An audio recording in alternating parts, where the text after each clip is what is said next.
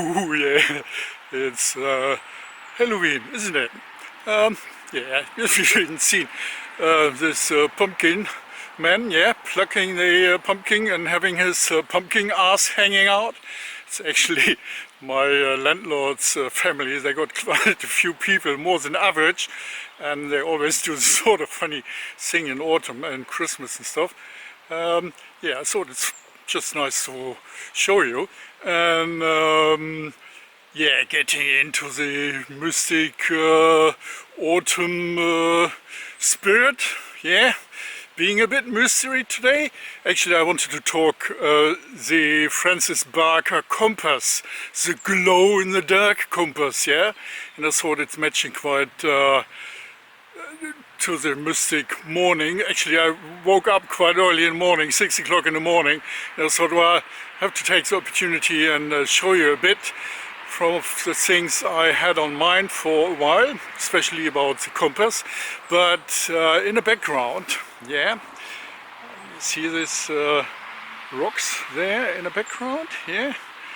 I had a bit pulled a leg on my sister a few years back because yeah, she is a bit, I told her, look, well, she asked me if we went into the local park, yeah, and she asked me, what's this stones about, you know? And I thought, well, you don't know anything about your hometown, aren't you? They are witches' stones. They used to run around and dance naked in, you know, at night, and especially at Halloween. And she went back very mystically, found her inner witch's soul, like walking around this stone circle. Yeah, it's actually this limestone rocks, just some boulder dumped into the field.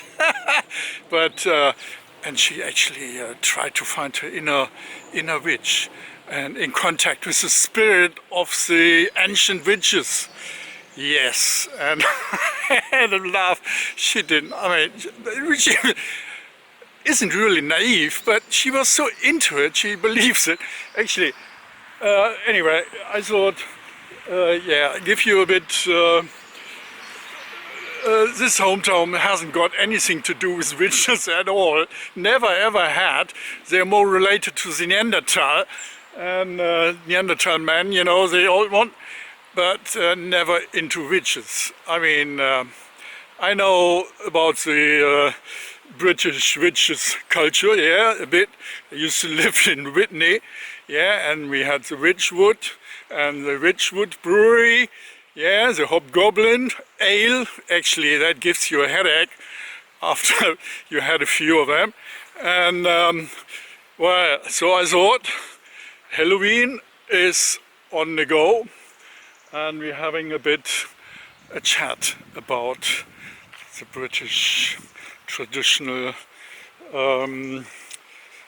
compass. Let me settle down on this huge ridge stone rock there, yeah. Got a bit of plain surface, so I can put my camera down. Give me a sec. All right. Okay. You know, I was thinking, and that's something I had on mind for quite a while, and I actually had one subscriber. He actually were quite interested into the F.Barker marching compass, yeah, and I looked at the internet, at YouTube, and I couldn't find really a lot of informations about this compass at all, yeah. Look at this. Hopefully the lamp doesn't makes too much, but anyway, and I thought give you a bit deeper insight of this little thing, yeah, because it's quite, you could say the design goes back to, what was it, 1822, I think, when F.Barker started his business, yeah, and the British one. and it was at the time where the maritime and colonial area and all the sailing ships, everything relied on, didn't have any electronic in it. So it was quite important to have exact instruments, and that's where this one actually got its origin from, yeah? So, and then further on, during the First World War, the very famous MK, the Francis Baker MK1 came along and went into the British military, was used in India and all over the place, and where the British had their fingers or their boots on the ground, yeah. And later on in Second World War II, they came up with the MK3. Yeah, that's the one with the white lines on the casing, and that's the iconic one, and which was copied lately or after that in huge quantities with lots of fakes and knockoffs, cheap knockoffs, and so it's more likely you find a cheap knockoff than the original. Yeah, the original compass, let's see, got the engraving there on the bottom. Let's see, what does it say? Oh, I haven't got a glass. Yeah, there's a serial number up here, and it says Francis Barker, what is that? Francis Barker M-72 on the bottom, yeah? And it got the rubber ring, so you can put that on some ground so it doesn't slip on the map, yeah? And yeah, the M73 is the latest edition. It's a tritium. I open that up. To open it up, I actually put my finger down here and pop that up like that. Yeah, and then I got this the magnifying thing in there, and you find all its glory. Yeah, look at that. Just give it a little bit of spin. This is the Francis Barker M73. Yeah. And this one got the degree, 360 degree scale on it, yeah, the civilian one. The military, there's a military issue that got the, what is it, 6,400 artillery scale, yeah. And let's put some light on it. I don't know if you can, yeah, you can see, look, it's not really clear, but you can see the green glow.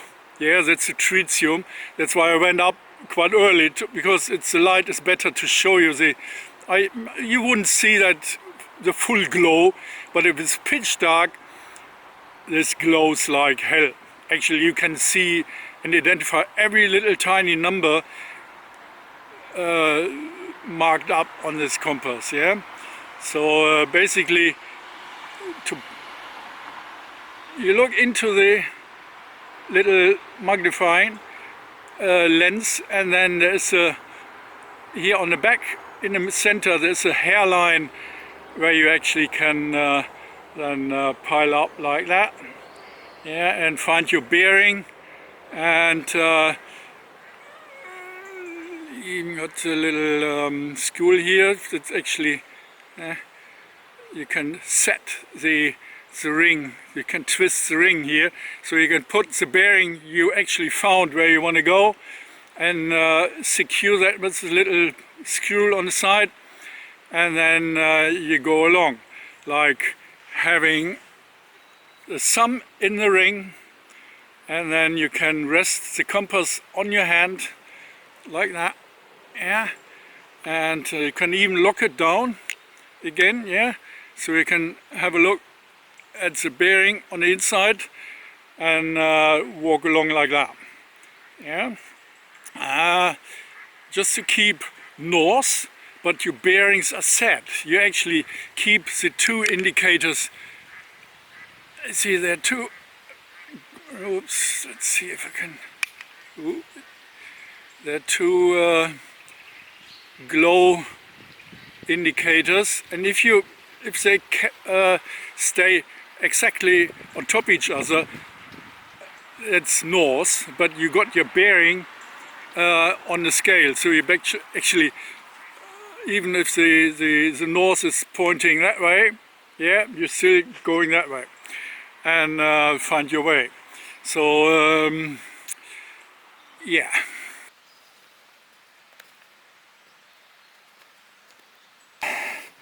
So walking around the stone circle, in a circle with my compass, and find the ridge stone, which is sitting there. Yeah, there's a ridge stone and my compass in the autumn landscape. See, you can actually put that on your thumb like that. Put it like that and walk along. Yeah, so you can hold that very steady. Let's see if we can hold that very steady. Just walk along and make your way. And when it comes to map work, yeah, this one works pretty similar to the classic compasses, you know, the one you can watch through on the map, yeah. But with this one, you can actually open the lid and put that completely flattish like that, yeah. And you got the hairline, and there's another indicator here on the ring, yeah, with a little mark. There's a little mark there, just in the middle, so you actually can line that up with the grid line on the compass, so on the map, to yeah, synchronize basically the compass with the map, sort of, yeah, and put that north-south, so you can actually then work your way where you actually are. So the map is actually pointing north, yeah, and yeah, there's a little twist about, if you're into navigation, the maps, obviously the magnetic north and what is it, geographical north, is slightly offset and it changed over the years, yeah, and to make up with that, you may have to know exactly how far the magnetic point is off the geographical north, yeah, and this one goes magnetic north, but obviously it's so exact you can actually either you preset the dial slightly off center, yeah, so it's like say on 1 or 2 degrees off north, yeah, and the maps usually they are compensating that issue, that's why they are dated, yeah, and well, it's only important for really long distances, but if you are in a local area, it wouldn't put you off like kilometers, yeah. You may off 10 meter or 20 meter if you are really exact in navigation, but it's not like pinpointing GPS coordinates, but it doesn't matter really. I mean, if you have to be aware around your surroundings anyway, and so it's a marching compass, yeah, but it can be used for map work, yeah. So and that's why I like it. I can have that in my hand, put it on the map, and find my way where I am, yeah, and still carry on. So I don't need to carry a specific map compass, yeah, to do so. And what else? There was something else important to it. I forgot about it. I may remember that later. Anyway, that's about the maps. Oh yes, that's what I wanted to talk about. Mind you, I used to have I got quite an experience with GPS units. My first unit, what was it, a Garmin XL12 or something, yeah? I bought it in 1993 or 1995, yeah? And that was my first GPS, and since then I had plenty. And the first one actually, they didn't have maps in it, they only had waypoints, yeah? And well, not really exact, but they were alright having them in a vehicle and to find your location. If you had preset waypoints, you could route that way. And later on, obviously, I had the one with the black and white maps, yeah, that was the first one. And you had to change the maps, depends on what location you are, you know. The memory wasn't really very large. And the later one, actually, you could have all countries and continents and the whole world in topographic, in color and a lot, with restaurants and miles and petrol station and everything on it. And but you need batteries. These things, they only last for at least, what, no more than a day. Then either you have to charge them, carry spare batteries, put them on a charger in the vehicle. In the vehicle they're perfect, but not for on a trail, in my opinion. That's why I'm not carrying this dead weight. This one works everywhere, yeah? Yes, you get them, still brand new. Sire in London, I put the link down in the description. And they still produce them for the military, actually. And they got a green aluminium casing compass as well, the cheaper version with the plastic box inside, yeah. This one got the glass and the brass box, and it's NATO standard, and yeah, but that will put you down. They raise the price quite extensively, but you get them new. There's another company that's selling them on the internet. I put the link down there as well, and there are some informations about it. But make sure if you spend money on this one and you really fancy that one, that's something for life, and you inherit that to your kids and grandchildren. And this one is a piece of history, yeah. So that's why I thought it's well worth doing another video, especially for this compass, yeah. Because there seems to be a bit of demand on it, and but not lots of knowledge as well, because it's something that's widely around for ages, hundreds of years now. Well, yeah, 100 years, and nobody knows about it. Yeah, apart from some Muppets and specialists. And yeah, be aware. Don't waste any money on this cheap knockoffs. If you really want one, get the original one. It's well worth it. It's a bit heavier than, but it's a piece of kit you keep for life, yeah. And you won't find, well, you can find some World War II compass, but like the MK1, 2 and 3, but often they are worn out, or they got bubbles in the middle, and they haven't got the tritium. Oh yes, another thing about the tritium markings, the earliest one didn't have it. The modern ones, they got the tritium, like in the tritium wristwatch, yeah. It's well, what is radioactive, yeah, but it's actually, the tritium doesn't radiate outside of the body. It's actually behind the glass and actually sealed by the liquid, and so it doesn't radiate out of the unit itself. So don't open it. If something is going wrong with it, or the indicator came loose or something, give it to the proper service, yeah, and you get the unit back. That's well worth keeping.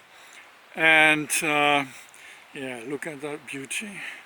I love it. I always wanted one. You see, they got the tritium, well, it's a glow in the dark thing up there as well.